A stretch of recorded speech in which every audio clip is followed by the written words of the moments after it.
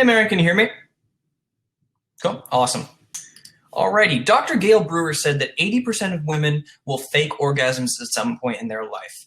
It's because of this that I don't think men are aware enough of this issue. And I think that such activity is more the fault of men who are not being attentive to their partner's needs. Hence why I do not consider the fake orgasm itself problematic. I stand resolved. Fake orgasms are white lies. Cambridge Dictionary defines white lie as a lie that is told in order to be polite or to stop someone from being upset by the truth. Collins English Dictionary explains the context of this, saying, if you refer to an untrue statement as a white lie, you mean that it is made to avoid hurting someone's feelings or to avoid trouble and not for an evil purpose. From this, we can gather that a white lie constitutes two things. One, it is made with good intent. Two, it can be reasonably believed not to be harmful long term. Now, some white lies could wind up being harmful, but at the time they are made with good intent and reasonably can be assumed not to be problematic later on. But if a lie is made with malicious intent, or one could reasonably believe that it would impart long-term harm, then it would be a dangerous lie, which in this debate we can refer to as a dark lie. So this resolution is asking us how to characterize fake orgasms. With that said, the standard for how the judges can vote in this round is that of characterization. I'd ask that they think about two boxes, one labeled white lie and the other labeled dark lie. If the proper characterization for fake orgasms is white lie, then a pro ballot is warranted. But if the proper characterization is dark lie, then you should vote con. With that said, let's move to my contention. And that is that fake orgasms are positive. Subpoint A, they are normally made with good intent. An ABC News survey found that the top reason for faking an orgasm was to please the other partner. Out of the reasons given for faking orgasm, all of them had either a neutral or a positive outcome for the partner. These are not made with bad intent, but rather they are white lies intended to help foster the relationship, and they are made because they do not want to hurt the partner. Subpoint B, there are numerous positive uses for a fake orgasm. If someone isn't feeling into it during the sex, but they still want to show their partner they care, they can engage in a fake orgasm. This shows that the person using the fake orgasm may not be personally invested this time around, but that they care enough about their partner that they want to please them. This is a positive act, and women should not be judged or looked down on for engaging in it. Overall, the act of a fake orgasm may be an untruth, but it is made with good intent and is intended to have positive effects for both partners. Thus, I would contend that we should characterize it as a white lie, not a dark lie. Oh, okay. Sorry, I was caught up a little bit off guard with that. Okay, so I agree with your definitions. I think that that'll kind of make this easy. And I agree with your characterizations about white lie and dark lie. I think that's fine. So I'm going to basically present the case for why this is a dark lie and not a white lie. Okay, which kind of makes it easy for both of us, right? So who is really doing this? 50 to 90% of women, according to the studies that I found, and 10 to 25% of men. So why are they doing this? Women fake it more often, and there are gender differences for the reasons of faking. So women are more likely to have pretended for the benefit of a partner, whereas men are more likely to have pretended for feelings of insecurity, a desire to emotionally connect, and because they want to feel powerful. So basically, my first point is that it's not harmless or trivial, which that not harmful in the long term, I think, is kind of the parallel that you had with yours. First of all, the gender gap here, I think, is really concerning. So Peggy Orenstein, who wrote this book, Girls and Sex, which is a super awesome book, and I would highly recommend that anybody read it, interviewed thousands of college-age women for her book and found that the number who fake has been rising steadily from less than half in 1990 to over 70% today. And overwhelmingly what she heard in interviews was that the reason for faking was pressure to protect a partner's ego or feeling pressure to be perceived as enjoying sex even when they weren't. So feeling pressured when you're supposed to be enjoying yourself isn't a trivial problem. Why did the girls feel this pressure? And then in surveys, boys did not feel a similar pressure. Orenstein suggests that culturally, the boys' experience is the more important one, and that making a partner climax is part of that experience. Faking reinforces this. There's also a good quote where I have the book right here, actually. One of the girls says, she basically wanted that she's not going to do it anymore because she owes other girls to do them the favor of bringing these things into guys' consciousness. So in that respect, the long-term implications are clear. If you're not getting adequate or accurate feedback, that can have negative implications for you later down the line. So the second thing about the not trivial is wanting to feel powerful in an intimate setting with your partner, which is one of the reasons that men gave for faking it, is definitely not a trivial thing either. Okay, so then we want to go on to this idea of avoiding hurt feelings, stopping somebody from being upset, good intent, etc. Right? Okay, so frequently reported reasons were tiredness, wanting sex to end, enhance one's own experience, avoid negative consequences, and the Ornstein research includes this idea of feeling pressured as well. So lots of these reasons are not protecting somebody's feelings. Lots of these reasons are actually reasons that have to do with the person who's doing the faking rather than the partner. And I think that even doing it for the partner is problematic for those reasons that I mentioned before. Okay, so overall, it sounds like both of us agree that the problem here is not the women, it's the men. And what I think is interesting about this is that I think that the solvency here would be that we need to advocate that men change, which is actually, I think both of us picked this topic kind of for the same reason, but on opposite sides, which is interesting. But I would advocate that if we're going to try and make something here, we want to help men to fix this on their own. That's a different thing than the actual fake orgasm itself.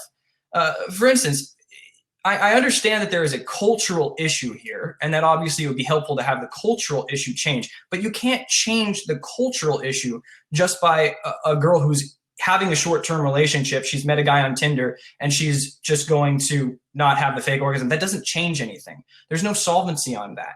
The way to solve this issue would be to have men as a whole change the way that they are engaging in sex. And just avoiding fake orgasms isn't going to change that.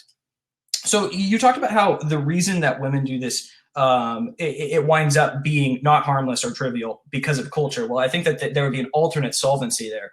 But then you talked about how it isn't harmless or trivial and that men are doing it for insecurity or power. Now I have three responses overall here. My first response is the one I just mentioned, which is that of men, not women.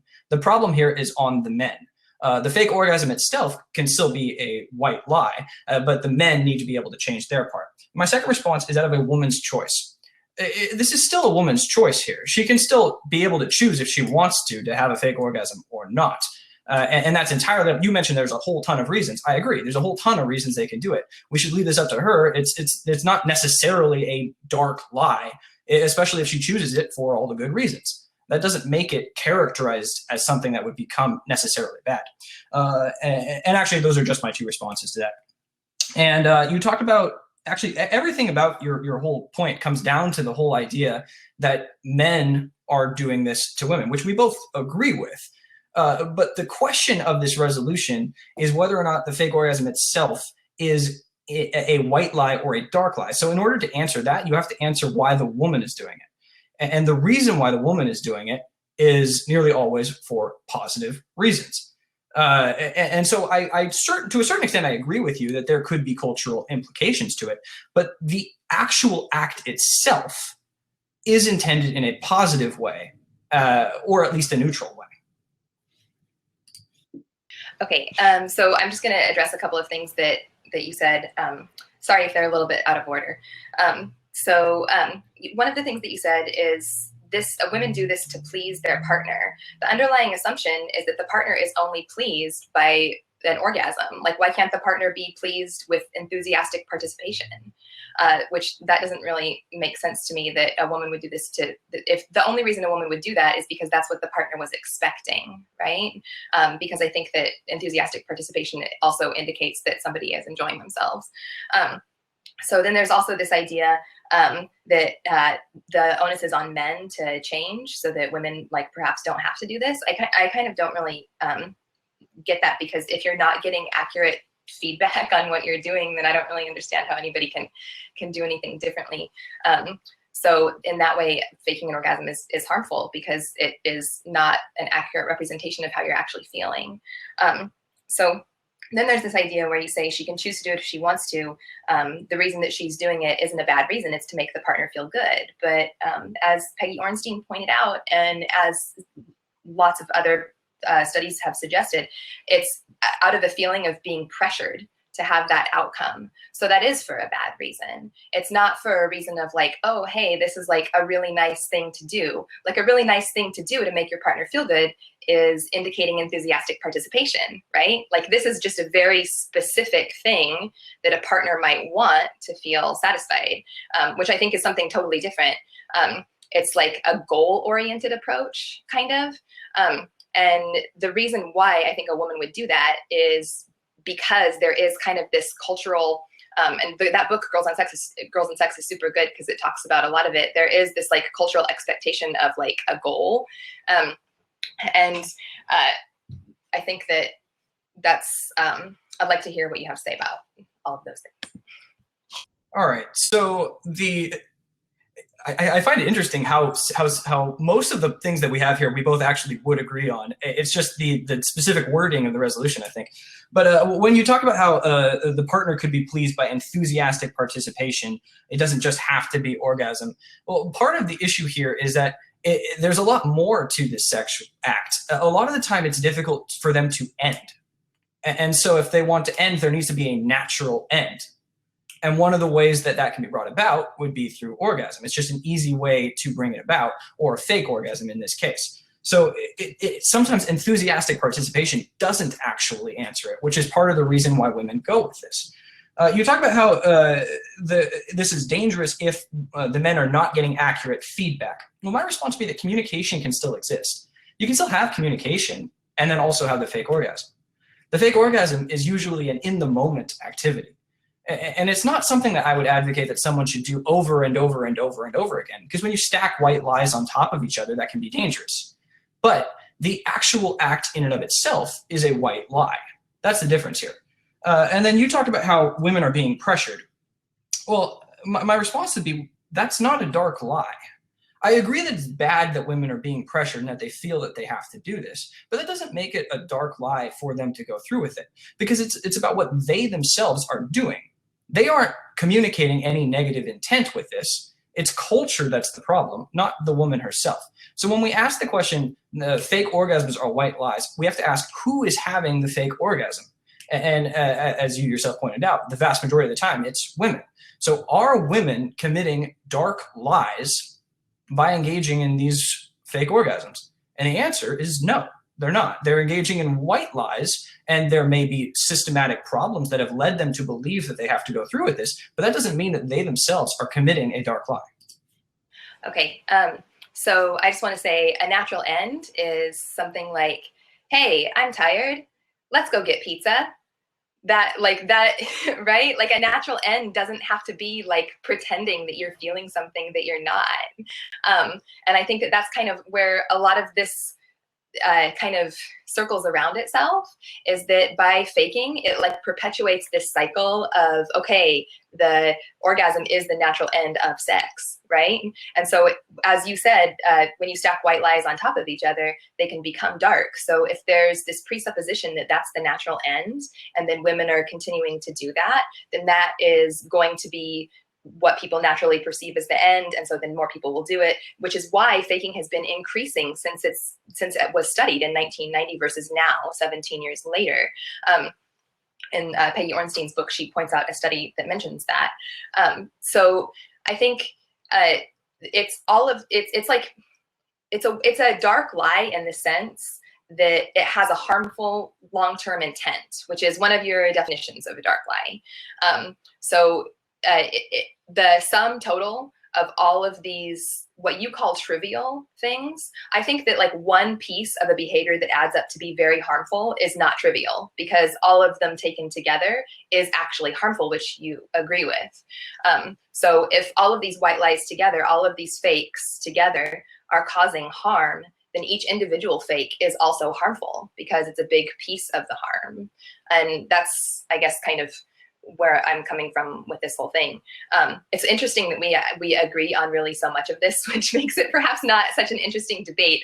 I watched one of the other debates about this where the pro side ended up talking about how there's this idea that it's tied into masculinity, and that's how it's like this masculine idea that you can like make your partner climax, and then that puts pressure on men as well, which then ends up putting pressure on women to fake it.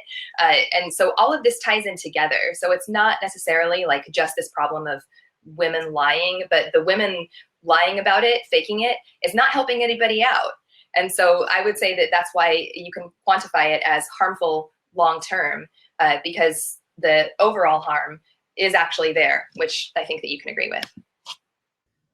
So would you say that any individual fake orgasm is automatically, just by one time doing it, that's a dark lie?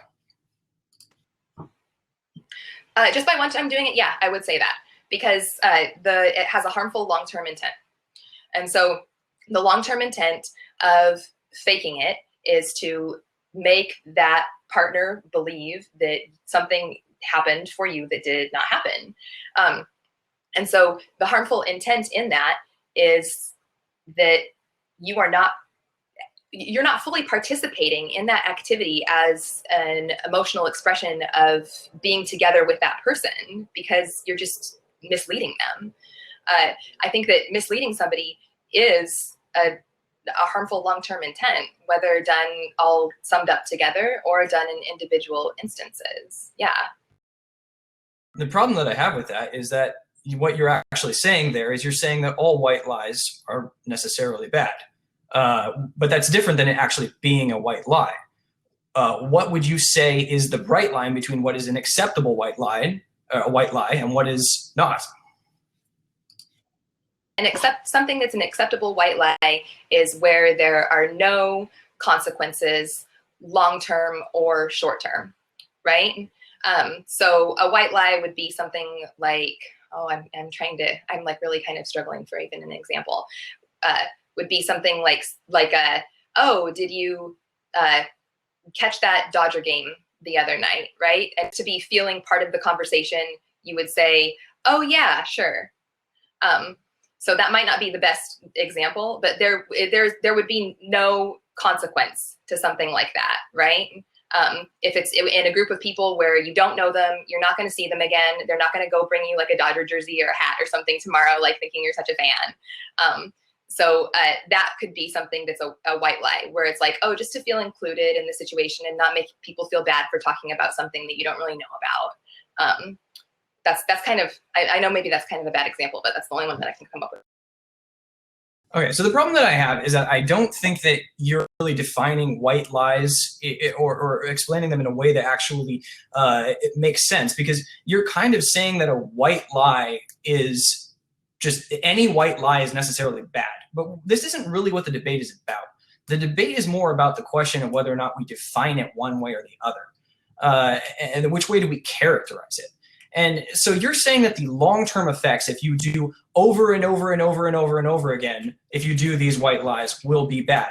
But that still is a white lie. It still was a white lie in and of itself. And while we could agree that the continued accumulation of white lies can lead to dark lies, that's very different than the idea of it being a dark lie in the first place. Now, let me go back to the definition of a white lie. A white lie is when a lie that is told in order to be polite or to stop someone from being upset by the truth, which I think that we agreed on this, and that was what your example there with the whole Dodgers game. You don't want to be out of like knowing, hey, yeah, I saw that game too. Yeah, you just want to be part of it. You don't want to offend anybody. And that's what the act of the fake orgasm is. It is the simple act in and of itself. And if you were to stack white lie after white lie after white lie after white lie, then sure, you can get the cultural implications that you're talking about. And both of us would agree that those cultural implications can be problematic. But what we're asking in this debate is the question of whether or not what the women are doing is necessarily a dark lie or a white lie. And I think that in and of itself, just the one-time use of a fake orgasm is not a dark lie, because it's simply something what you're doing if you did it at one time, it's just to end the sex round. That's pretty simple there. So in retrospect, that Dodger example is actually kind of good, because you basically said that it's like about not wanting to offend somebody, that would be the reason for giving it. So like, personally, I don't have a television, and so when I tell people, like when they're, oh, have you seen Game of Thrones? And then I say that, they're like, what? And it's this like whole weird conversation. So but with strangers, like for example, with like the clerk at the grocery store who's asking me if I've seen a Dodger game, that is a white lie in the sense that I'm telling the person that to be like, oh yeah, and like have us like bond with that person. That's really, really different from a person that you're having sex with. Like the difference in relationship there is huge. And so that's why I think that you can quantify it as a white lie versus a dark lie, because the relationship is one that's more intimate. So a white lie would be, okay, like it's very unlikely that the person at the grocery store is going to say, how about them Dodgers to me every single time that I walk into the store. It's not like making some relationship based on a lie, especially if it's not a store that I shop at. I'm very unlikely to see this person again. And in the moment, I'm making that person feel like, hey, maybe we have this shared bond, right? I think that that's really the difference in what we're talking about. So a white lie, it can be something where there are no harmful long-term consequences. That's the exact thing you're talking about, where it's like where it's not really that big of a deal, right? On the Dodger game example, a person that you're having sex with, often you will have sex with that person again. Probably that person's going to have sex with other people after having sex with you if they're not having it with you again. So there are longer term consequences that relate to exactly doing that, right? And I think that therein kind of lies the difference. I'm definitely not trying to say there's no such thing as a white lie. I'm trying to say that this isn't one of them, for that reason specifically, that it's just that much more of an intimate act. And when the stakes are raised and you have like a more intimate relationship with somebody, then what you can omit, the way you can behave, the relationship is just different if you have that more intimate relationship with a person. And so just to clarify that. I disagree with your interpretation that intimacy is what takes a white lie and makes it become that. Because the classic example of a white lie is, does this dress make me look fat? Which the response would be to a partner who you already are intimate with. So yes, you can have white lies with people who you're close with. Parents tell kids about Santa Claus all the time. That's a white lie. It's not that the whole point of it is that you can have it with someone who you are close to and intimate with. So I disagree with your statement here. And actually, I think what you said was interesting, because you said that what makes it dangerous is that every single time that you go back and you see the person, the fact that you've lied to them, that's what the problem is. But I think this comes back to the whole stance that I have here, which is that the fake orgasm in and of itself is a white lie, but that it's that the stacking of the white lies is what could turn it into a dark lie. Your problem is actually the same thing. It's not as much a problem with the individual act as it is with the accumulation of it. The fact that every single time you do it, you're basing this relationship off of this accumulation of lies, which I would agree is a problem. But the individual one-time sort of thing, the act of a fake orgasm in and of itself is not a dark lie. You also talked about the difference is that if you are going to have a longer term relationship being based off of this, that's when it causes a problem. Well, my response would be, if you're going to have a longer term relationship, you can communicate about it afterwards. The reason someone would have a fake orgasm is oftentimes in the moment. It just seems like the best option. And that would be a white lie in the moment. Now, and then they can talk about that later on and be like, you know what, I don't think this is going to work if we're going to keep doing this long term. Could we fix this? But in the moment, what they would choose to do, usually it's the girl, what she would choose to do would be to have the fake orgasm. That in and of itself is not a dark lie.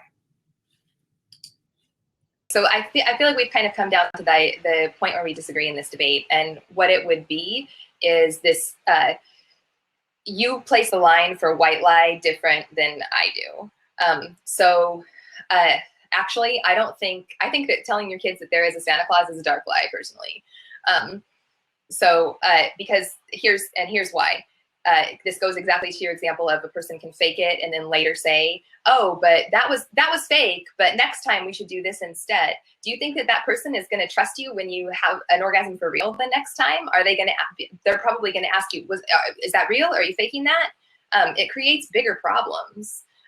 So it's an issue of, then afterwards, are you always going to have some kind of like post-game conversation where the person is going to maybe believe you or like not believe you, right? If you did it once, they're going to know that you can do that. So maybe you might be doing it again, right? And I think that this can kind of lead to like more insecurity and more distrust in a relationship that's supposed to be like one of the fundamentally most intimate relationships that people can have. And so there's this idea of the lies being likelier to stack. And so with like the Dodger example, like that is a lie that's unlikely to stack because you won't encounter that person again. Perhaps they won't remember you to talk about that same topic. But with sex with a partner, that's definitely going to be likelier to stack. So not only is it a more intimate relationship and therefore has a higher bar for where the level of white lie, as you call it, is, like harmful effect, I think that the stacking is also more likely there too. And so if the stacking there is more likely, then it's more likely to incur harm later on. I think kind of to boil it down is that your definition of a white lie is basically something that is done to preserve somebody's feelings or that has no harmful long-term effect.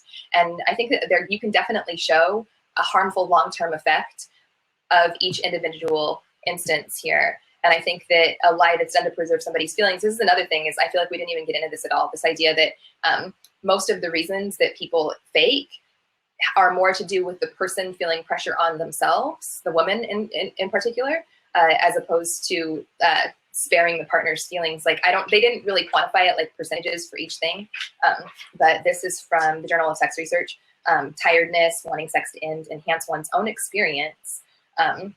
Those are reasons that have nothing to do with preserving the partner's feelings. So just to note that. Okay, so essentially there are two arguments left here. The first that you had there was that stacking of the accumulation of white lies is more prevalent with this issue. Well, my response would be communication. You can still have communication, like I mentioned before. So the individual act of a fake orgasm isn't a dark lie on its own, especially if you do it once and then you can talk about it later on, especially if you're going to have this continued relationship. I would agree with you that the stacking of the white lie, then another white lie, then another white lie, then another white lie is not a good basis for a relationship. That's why if you're going to do it once, you should then talk about it. This debate is not asking if white lies are good or bad. It's just asking if fake orgasms qualify as a white lie. Let's go back to this whole definition of what white lies are. The one that I presented was from Cambridge, which was a lie that is told in order to be polite or stop someone from being upset by the truth.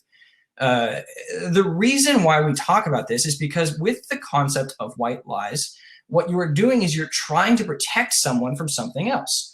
Now, you could then go and talk to them about what you were protecting them from later on, but at least in the moment, there's usually a convenience to having the fake orgasm. And that is exactly what a white lie is. You're protecting your partner from something else. And I agree with you that if you were to do that over and over and over again, that would be a problem. And you also talked about how it would eventually lead to women feeling pressure. I agree. And I think that over a long term is a problem and that we should try and fix that. And I talked about that earlier. Part of the problem here is that of men. And men need to fix the way that we deal with women. But that doesn't mean that every time that a woman has a fake orgasm, or it's interesting because it doesn't mean that those are all automatically a dark lie. None of them are with malicious intent. In the same way that telling your kid that Santa Claus is real is not something made with malicious intent. If you continue making it until the point when they're maybe in middle school and they're going to be ridiculed for it, then it might turn into a dark lie. Sure. It's the accumulation of the lie that's the problem, not the actual individual thing itself. So when we're putting in a categorization, it seems clear that the fake orgasm, one time, just the actual act of it, is a white lie, not a dark lie. So if you're saying the accumulation of the lies is the dark, each individual piece of that accumulation is then part of the accumulation. It's kind of funny, this idea of like everybody gets one free fake orgasm, but that's actually not true of the majority of the women that fake, they do it repeatedly. So this idea of being polite or stopping somebody from being upset, what I've been kind of talking around is this idea of what are you protecting your partner from? What are you protecting them from being upset about? Are you protecting them from something that they actually have a right to be upset about? And I think that that is where this Peggy Orenstein research, I'm bummed we're out of time with this, but that's going to have to be my final point. Okay, so she's talking about how women do it repeatedly, and that's the problem. And I agree. That's the problem if they were to do it repeatedly. But we're asking the question of, do we categorize it? How do we categorize this? Like in a dictionary. Is it a white lie or a dark lie? The act in and of itself is a white lie. And then the accumulation of the white lies could eventually get to the dark lie. But ultimately, the resolution has been proven true.